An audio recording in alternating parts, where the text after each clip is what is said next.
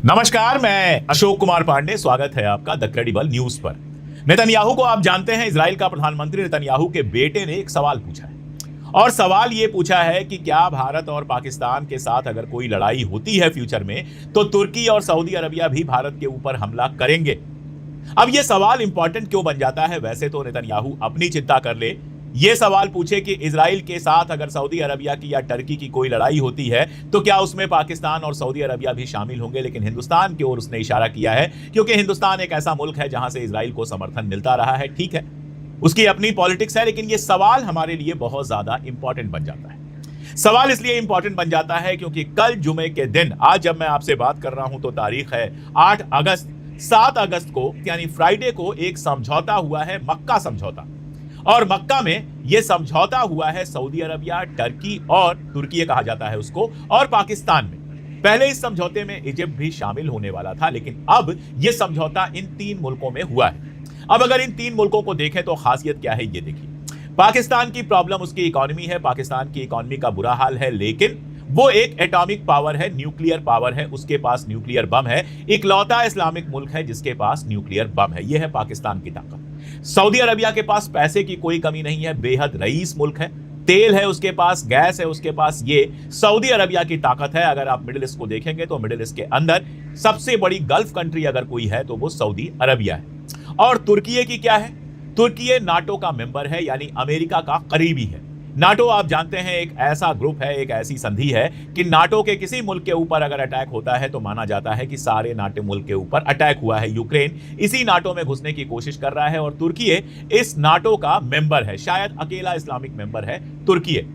और तुर्की के पास nuclear bomb तो नहीं है, लेकिन अमेरिका का एक न्यूक्लियर पॉइंट जो है वो तुर्की के अंदर रहता है। साथ में तुर्की की पॉपुलेशन अच्छी है, तुर्की की आर्मी बड़ी है और अमेरिका से उसको मॉडर्न जहाज मिलने वाले हैं।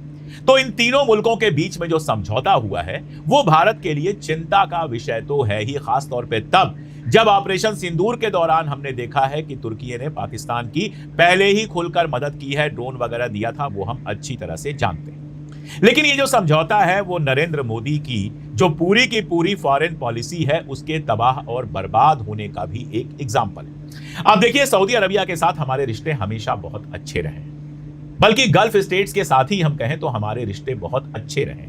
अभी मैं आपको बताऊं कि ईरान जब गल्फ स्टेट्स में अलग अलग जगहों पर अमेरिका के ठिकानों पर लगातार हमले कर रहा था तो नरेंद्र मोदी जी, जिन्होंने एक बार भी उस समय तक सैयद अली खामनेई की शहादत पर एक लफ्ज नहीं कहा था, जो जंग के 2 दिन पहले इजराइल जाकर कहते हैं कि हम इजराइल के साथ हैं, वो मजम्मत कर रहे थे। ईरान जो हमले कर रहा था गल्फ कंट्रीज के ऊपर, गल्फ कंट्रीज में अमेरिकन बेसिस पर खास तौर पे या अमेरिकन इंटरेस्ट पर, उसकी लगातार मजम्मत कर रहे थे। लगातार अलग अलग मुल्क के जो अमीर हैं, शाह हैं, जो भी हैं वहां के, उनको टैग कर करके लगातार ट्वीट कर रहे थे, मजम्मत कर रहे थे, ये दिखा रहे थे कि हम गल्फ नेशंस के साथ हैं। आप पुरानी तस्वीरें भी देखेंगे जिसमें आपको अरब नेशंस के लीडर्स के साथ नरेंद्र मोदी जी की गले मिलती हुई, हाथ मिलाते हुए तमाम सारी तस्वीरें दिखेंगी। फिर सऊदी अरबिया के साथ भारत के रिश्ते गड़बड़ कैसे हुए, मैं आपको याद दिलाऊं कि जिस समय ऑपरेशन सिंदूर चल रहा था सऊदी अरबिया ने पाकिस्तान का साथ नहीं दिया था, तुर्की ने दिया था। सऊदी अरबिया ने भारत और पाकिस्तान दोनों का साथ दिया था, दोनों से बात की थी और जंग खत्म कराने के लिए कोशिशें की थी। सऊदी अरबिया के साथ अच्छा खासा हमारा ट्रेड है, हमारे देश के बहुत सारे लोग वहां पर नौकरियां करते हैं, तो सऊदी अरबिया से हमारा रिश्ता अच्छा रहा था। रिश्ता खराब कैसे हुआ? दरअसल इजराइल के चक्कर में हम सारी दुनिया से अपना रिश्ता खराब कर रहे हैं। पता नहीं इजराइल से नरेंद्र मोदी जी का क्या रिश्ता है, मैं नहीं जानता, लेकिन वो समझ नहीं पा रहे हैं कि कैसे इजराइल के चक्कर में सारी दुनिया से अपने रिश्ते खराब करते चल रहे हैं। मैं आपको समझाने की कोशिश करता हूं। एक बयान आया था नेतन्याहू का, नरेंद्र मोदी के लौटने से पहले या लौटने के बाद एक बयान आया था जिसमें उन्होंने कहा था कि वो शिया एंगल और सुन्नी एंगल दोनों के खिलाफ एक ग्रुप बना रहे हैं। और उस ग्रुप में जिन मुल्कों का नाम लिया था वो थे हिंदुस्तान यानी Bharat, UAE, United Arab Emirates और साथ में साइप्रस। इन 3 मुल्कों का नाम लिया था और उन्होंने कहा था कि इसमें और भी मुल्क शामिल। और हम जानते हैं कि गल्फ नेशन के अंदर इजराइल का अगर सबसे करीबी कोई मुल्क है तो यूएई है।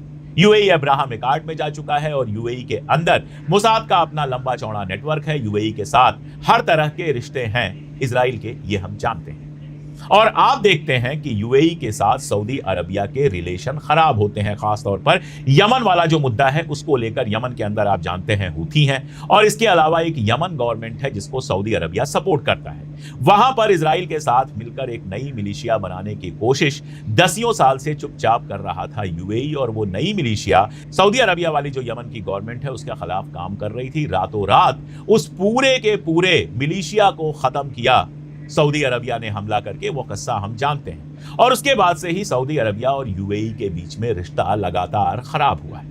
अब यूएई और सऊदी अरबिया के बीच में रिश्ता खराब हुआ तो आपको क्या करना चाहिए था? आपको दोनों से बराबर रिश्ता रखना चाहिए था, जैसे चाइना रखता है। चाइना किसी के इंटरनल मामले में कोई दखल नहीं करता है, जो कुर्सी पर बैठेगा उसके साथ रिश्ता रखेगा, अच्छी तिजारत करेगा, ये सारा कुछ करता है वो, इसीलिए उसके रिश्ते सबसे अच्छे हैं।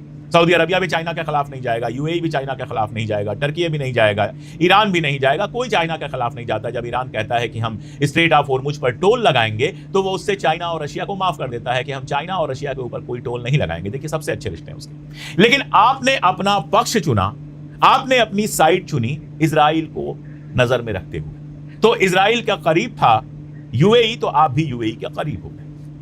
यूएई के शाह आपके यहाँ आते हैं, राष्ट्रपति आपके यहाँ खटाखट आते हैं, मिलते हैं, फोटो खिंचाते हैं, चले जाते हैं, आपके लोग भी वहां पर जाते हैं, और ये सारी दुनिया देखती है। तो सऊदी अरबिया के लिए चिंता का विषय क्या है?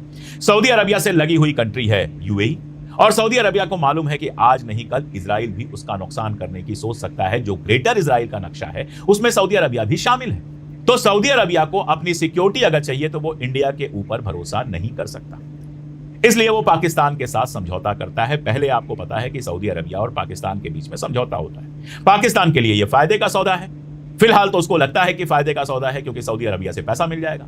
यूएई ने जब प्रेशर बनाया कि हमारा लोन रातों रात वापस करो, तो सऊदी अरबिया ने ही पैसा दिया, जिससे पाकिस्तान लोन वापस कर पाया।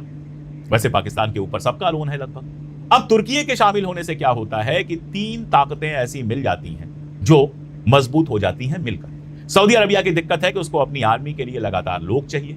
सऊदी अरबिया की दिक्कत यह है कि उसके पास एटॉमिक पावर नहीं है। तो अगर इजराइल हमला करता है तो वो पाकिस्तान की धौंस दिखा सकता है कि पाकिस्तान हमें एटॉमिक पावर दे सकता है या हमारी तरफ से एटॉमिक अटैक कर सकता है। तो न्यूक्लियर अटैक करने की हिम्मत उसके बाद इजराइल की नहीं पड़ेगी। उधर तुर्की है, तो यह भी उसको हिम्मत मिलेगी कि एक तरफ से अगर हमारे ऊपर इजराइल हमला करेगा, उधर से तुर्की हमला कर देगा, तो इजराइल के लिए मुश्किल होगी, क्योंकि तुर्की बड़ा मुल्क है और तुर्की के पास हथियार जबरदस्त है।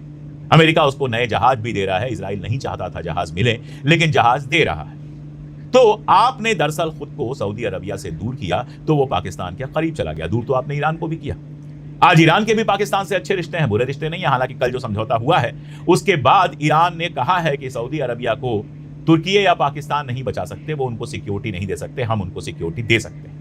और फिलहाल तो ऐसा लगता है कि हूथियों वाली लड़ाई अगर नहीं शुरू हुई तो सऊदी अरबिया और ईरान के बीच में, ईरान और तुर्की के बीच में भी कल को अच्छे रिश्ते बन सकते हैं। लेकिन इन सब के बीच में जो मैं कहना चाह रहा हूं कि भारत कहां है? आप अमेरिका के चक्कर में पड़े हुए हैं। अमेरिका आपके ऊपर 100% टैरिफ लगाने का नया बिल पास करने जा रहा है। आप इजराइल के चक्कर में पड़े रहते हैं, इजराइल आपको कुछ भी अलग से नहीं दे रहा है। और अमेरिका और इजराइल के चक्कर में आप सारी दुनिया को दुश्मन बना लेते हैं। आज हालत यह है कि अरब मुल्कों में कोई भी आपका पक्का वाला दोस्त नहीं बना। एक बात और समझनी चाहिए, प्रेशर में आकर ये हुक्मरान भले आपको इजराइल से समझौता करते हुए दिखते हैं, लेकिन पिछले साल 1.5 साल में जो कुछ फलस्तीन में हुआ या चल रहा है और जो कुछ ईरान में हुआ, उसके बाद गल्फ नेशंस की आवाम का बड़ा हिस्सा इजराइल के खिलाफ हो गया है। इसलिए उसके हुक्मरान चाहकर भी बहुत ज्यादा इजराइल के करीब नहीं जा सकते, और बहुत क्लियर है कि जो इजराइल के करीब जाएगा खाड़ी मुल्क उससे दूर होंगे। ये वाली बात नरेंद्र मोदी जी को समझ में नहीं आ रही। नरेंद्र मोदी जी को लगता है कि इजराइल से दोस्ती अच्छी रहेगी तो बस सब कुछ अच्छा रहेगा, लेकिन इजराइल की दोस्ती के चक्कर में आपने अड़ोस पड़ोस के सारे मुल्कों को दुश्मन बना लिया। ईरान अब तक आपको अपना दोस्त कहता है, लेकिन दिल में वो भी जानता है कि कम से कम ये गवर्नमेंट हमारी दोस्त नहीं है, इसने हमारी किसी मुश्किल में हमारा साथ नहीं दिया। और सऊदी अरबिया जैसी कंट्री जिसके साथ हमारे हर तरह के अच्छे रिश्ते थे, यूएई की कीमत पर हमने सऊदी अरबिया को भी लगभग खो दिया है। ये हमारी इंटरनेशनल पॉलिसी है। यावेर नेतन्याहू को यह सवाल उठाने का हक तो नहीं है, लेकिन दुर्भाग्य से सवाल सही है। पाकिस्तान हमारे बगल में है, पाकिस्तान का चाइना से बहुत अच्छा रिश्ता है।